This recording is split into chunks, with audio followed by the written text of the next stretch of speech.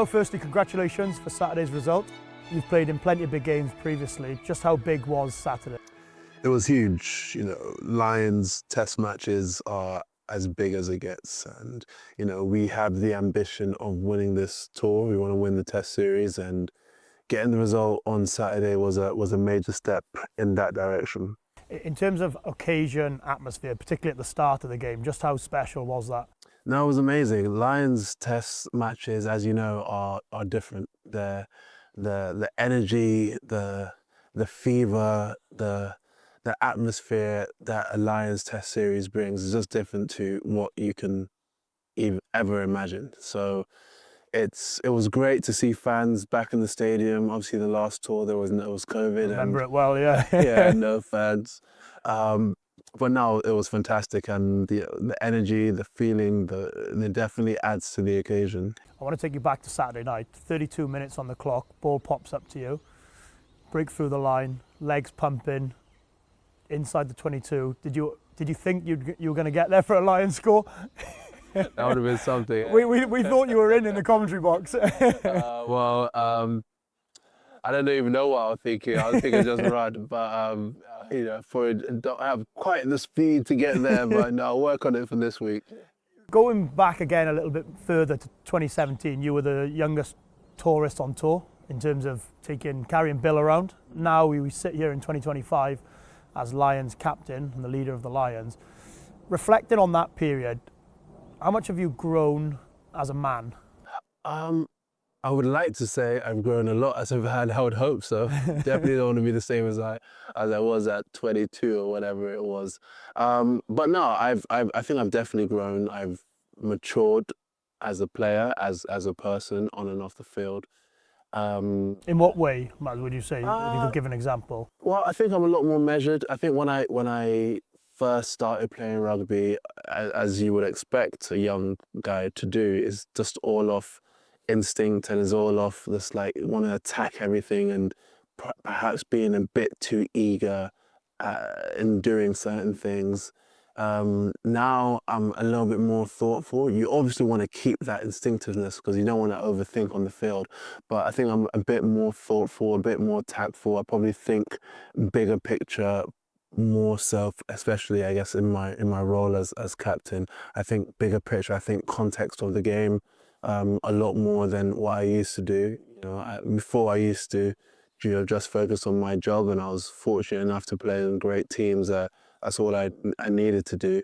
And now, I guess, given my age, given my position in the team, I think a little bit more about the other things surrounding the game. I was going to ask you, what type of leader / captain are you? Would you describe yourself as? I always think it's better to ask other people this question, but I will attempt to give you an answer.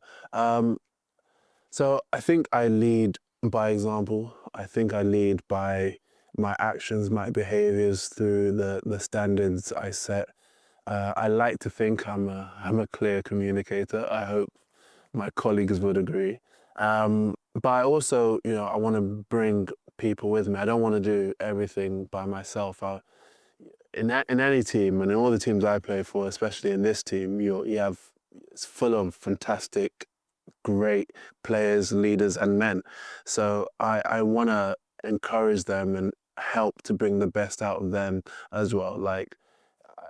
I want them to shine. I want the team to shine. So it's not about me. It's not about me, having the last word, or me, sticking my chest out and beating it.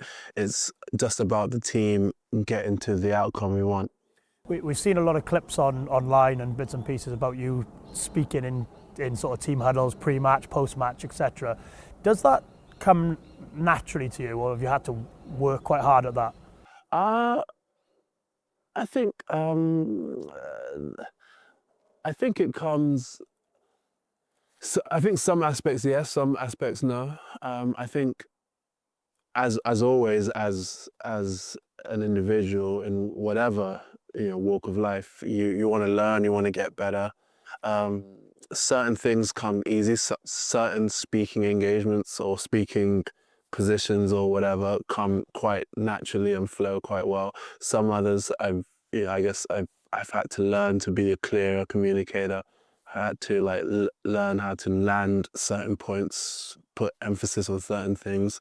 So it's probably a bit of both. And has there been anyone that's sort of influenced your leadership style? You've played with some great players along your career. Well, yeah, I think that's a really interesting question. Like, I've had the fortune of playing with some brilliant players, some brilliant leaders, but at Saracens, at England, and the Lions, and I like to think you learn and you observe and you pick up little bits of the others. But I think it's dangerous to potentially try and adopt someone else's leadership style, however impressive that is, because I think leadership is very individual. What I've tried to do is try to hone in on my leadership style and try to make that the very best it can be, like, for me, as opposed to adopt and as in takes things from You have other to be your own people. man, don't you? Precisely. Let's talk away from rugby a little bit. What is Maro Itoje like away from the rugby field? Let's ask this, how would your wife describe you? How would my wife describe me? Often, people who don't know me in a rugby context often say that they see me on the field and I'm way too aggressive or way too, you could be that confrontational. I'm quite a chilled guy, quite relaxed. I'm thoughtful. I think I'm quite a measured person. I tend to make calculated decisions with my life. I'm not necessarily too brash. I'm also like a good time. Yeah, no doubt. Like to have fun, like to let the hair down every now and again. What are you passionate about outside of rugby? What are your main passions outside of rugby? Yeah, so I guess I have a few.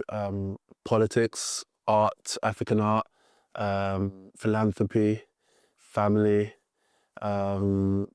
I guess they will be the main areas of interest outside of rugby. And do you feel like it's important to have that away from rugby to give you a bit of a balance? And just for the record, I think if I'd have asked every other member of the squad about their passions outside of rugby, I'm not sure that they'd given me the same answer you just gave me. Well, that's the thing. I do think it's helpful. I think it's definitely good for me, and I think it's good for all players, but definitely good for me to have different areas of interest, because, as human beings, we're not a monolith. We do have the capability to be interested in other things, and the other stuff, I think they make me a more interesting and more rounded person. So when I do get back to rugby, I can get stuck in. Looking forward to Saturday, you've got a chance to become a Lions series winning captain. What are the biggest things that you've learned that have got you to this stage? Again, good question. I don't really know how to answer that because there's quite a few things. If you could pick out, say, one or two of the real key moments or key lessons.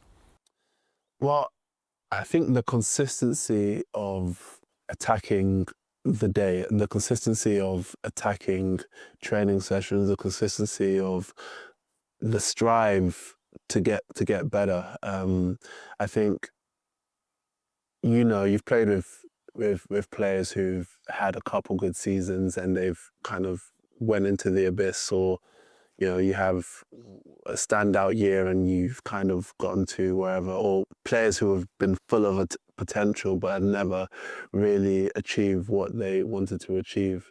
I think on Saturday, as a group, we have the potential to achieve something very, very special, the ability to achieve something that not many teams have achieved.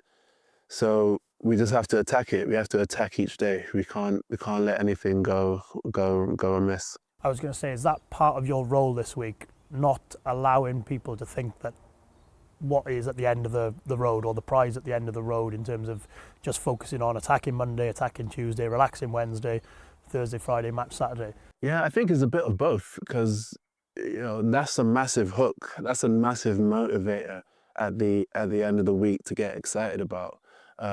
So I think we have to understand the magnitude of what's coming on Saturday, and we should be excited by that, and that should be a huge motivation for us to attack each day, to strive to get better, to recover incredibly well throughout this week and all of the other things. So, but at the same time, you get to the final outcome by making sure you prepare well. So that's our challenge.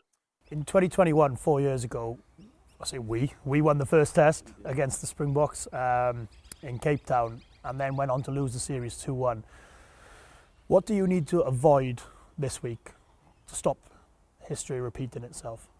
Well, again, that did happen, and I guess it happened in 2001, if I recall. For us, it sounds relatively basic, but we need to do our job. To the point we made the previous question, we need to make sure our preparation is top notch, and have no doubt that this match on Saturday will be of a higher intensity than the previous one. It's going to be they're playing for the series, we're playing to win the series. We need to make sure that, one, we approach the game with a higher intensity, and two, which is probably the most poignant thing, is we need to be more accurate. Like we presented a number of opportunities, and we need to be more accurate to make sure we execute them. I was just going to ask you, how much better do you need to be on Saturday to get a result? I think we need to be better, because if they will be better, so if we are just the same, then maybe it's a flip of the coin. But if we're better, then I believe we're the better team and we'll come right with the victory. Maro, everyone in Britain and Ireland is right behind you for Saturday, so good luck. Thanks for that. Thank you very much. Thanks, Biggs.